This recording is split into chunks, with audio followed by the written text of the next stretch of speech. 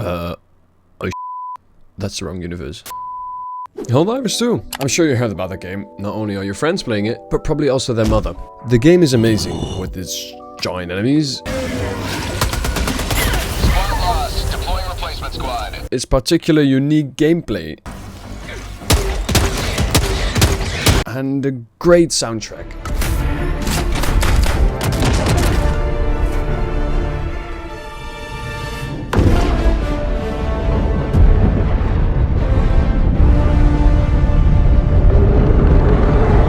With all these mechanics, you could say, done. Good game, that's it. Well, you would be wrong.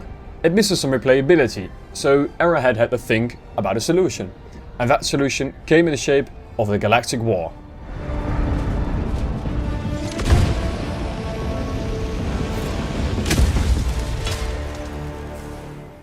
With this mechanic, they united the entire player base. And so, the player base grabbed their guns and left their wives to fight the war for Super Earth.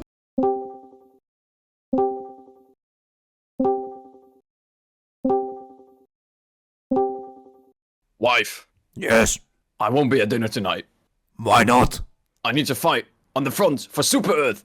Alright, honey. Best of luck. In short, you as a player are part of a joint team of Helldivers, which puts influence on a planet. This influence increases after each successful operation. Once enough operations are completed, the planet is yours. Or well, not yours, because it's still technically property of Super Earth. Okay, maybe it's not that simple. To keep this Galactic War relevant and engaging, Arrowhead took the concept straight from Dungeons & Dragons. In Dungeons & Dragons, a so-called Dungeon Master controls a campaign up to a certain point.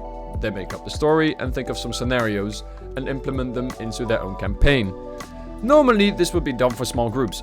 Think of like a size from 4 to 12 people. But, as ambitious as Arrowhead is, they tried to make this concept work for a player base that is far larger than a group of 4 to 12 people. And for this task, they appointed one man to rule all other...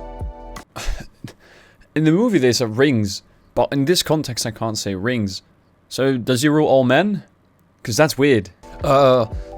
Anyway, this man would be Joel. This is not Joel, this is just a random stock photo. Joel is not just a man. Oh no. Joel is an almighty being. Joel could be immortal. Maybe a demigod. Or even a god. Joel is just... Okay, well, maybe I took it a bit too far. But you get what I mean. Frankly, he's just important to the game. So, every few days to a week, a goal is set for the community. And this is a major order.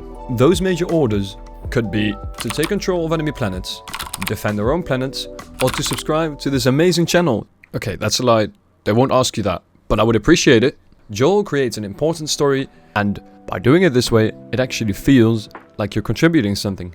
You're a soldier in a big war, and this is very important for the game. Possibly the best example of this storytelling is Malevolent Creek. This was a planet called Space Vietnam by the community. It was quite a harsh battle, and you know what? I'll let this clip speak for itself. How'd you like the taste of freedom?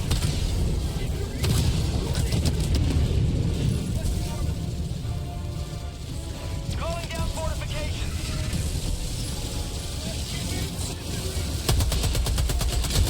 We're calling down fortifications.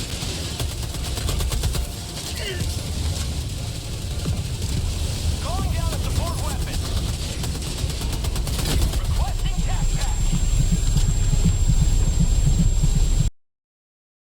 Now, this planet could have been easily taken, but because Joe constantly put more pressure on the planet, it fell to the enemy's hands, which has not only led to a whole lot of memes, but a genuine loss for the community. Fast forward to a couple of days ago, and we took the planet. One big celebration for the community, and because it has such a place in the community's heart, Arrowhead even made a cape to commemorate all of the fallen soldiers at Malevolent Creek. We still love you, Josh. I hope you recover one day. Another great thing about Joel having control is how Arrowhead takes a completely different approach to releasing content. The exosuits were produced on a planet named Tin Quan. 10 kwam. That is definitely not Dutch. It was almost done until it got attacked by the automatons. The community took it back in roughly 2 days and production was finished. That's a lot cooler to introduce some content than your average patch notes stating there was an update. The entire story just feels real and genuinely improves the gameplay of fighting from planet to planet. Because that planet isn't determined about what you like, I mean it's an option, but mostly it's determined by how the war is playing out itself. One last thing, our man Joe has another ability up his sleeve, which is to influence your game while you're playing it. Bomb! Yes. I need you out there! Why? Because I want to? Okay. Think of it like this, you're fighting a bile titan. You know, one of those pesky big bugs that takes a lot of explosions to kill. Now, you're at your last mission, and you almost pushed through, but you're out of lives. You could say that's it, we're done. There's no way coming back from this. But there's a bit of hope. Joel could spectate your game, and by spectating your game, he can give you one 500-kilogram bomb. And that bomb could be crucial to you pulling through the mission. You throw it down, you kill the bile titan, and barely escape the mission. You just got the edge, and just won by a small margin, just because Joel was there. And that is one of the best mechanics out of the game. Now, if we add all of this up, and take the basics mechanics that are good, and combine them with the storytelling and interactive campaign, and you have yourself a formula to success, which is exactly what is happening to Helldivers 2 and what it absolutely deserves. And I'm sure that if Arrowhead keeps this up, it will be successful for a long time to come. And although Joel may be condemned by the community for all challenges he put up, if he wasn't there, it wouldn't feel the same. So thank you, Joel. This was my first video. I hope you enjoyed it and got through it all without being absolutely bored.